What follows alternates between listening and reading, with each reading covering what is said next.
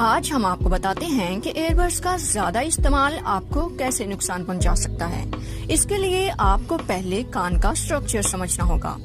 ہمارا کان 3 حصوں پر مشتمل ہوتا ہے۔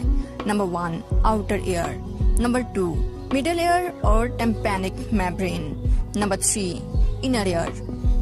کوئی بھی آواز ہمارے کان کے بیرونی حصے میں داخل ہو کر آڈیٹری کینال سے ہوتے ہوئے مڈل ایئر میں ایئر ڈرم تک پہنچتی ہے۔ ایئر ڈرم بہت سینسیٹیو ہوتا ہے۔ اس کی وائبریشنز اوسیکل بونز یعنی بہت چھوٹی ہڈیوں کے ذریعے انر ایئر میں کوکلیا کو ٹرانسمٹ ہوتی ہیں۔ کوکلیا کا اسٹرکچر فلوئڈ فیلڈ ہوتا ہے اور اس میں فائبر لیئرز اور ٹائنی ہیئر سیلز یعنی چھوٹے چھوٹے بالوں کے گروپ موجود ہوتے ہیں۔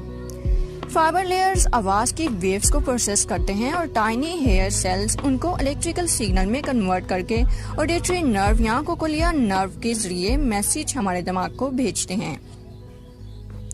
اب آتے ہیں اصل پوائنٹ پر، لیکن اس سے پہلے اس طرح کی مزید اچھی ویڈیوز اور موشن گرافکس کے لیے چینل کو ضرور وزٹ کریں۔ جب آپ اونچی آواز میں ہیڈ فون یا ایئر بڈس پر میوزک سنتے ہیں تو ہائی ساؤنڈ ویوز فریکوینسی کی وجہ سے کوکلیا میں ہیئر سیلز کی وائبریشن بہت بڑھ جاتی ہے، جس سے یہ ٹائنی سیل سگنلز کو پروسیس کرنے کی صلاحیت کھونے لگتے ہیں اور ڈیمیج ہو جاتے ہیں۔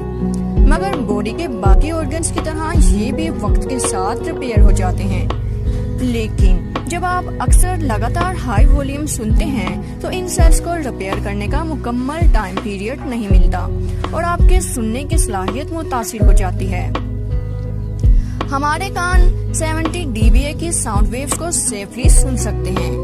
ایئر بڈس استعمال کرتے ہوئے 60/60 کا رول ضرور فالو کریں، جس کے مطابق والیوم 60% سے کم رکھنا ہے اور لگاتار 60 منٹ سے زیادہ ایئر بڈس کا استعمال نہیں کرنا ہے۔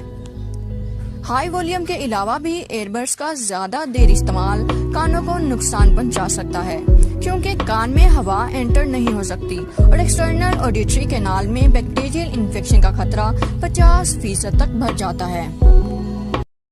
پہلے اس طرح کی مزید اچھی ویڈیوز اور موشن گرافکس کے لیے چینل کو ضرور وزٹ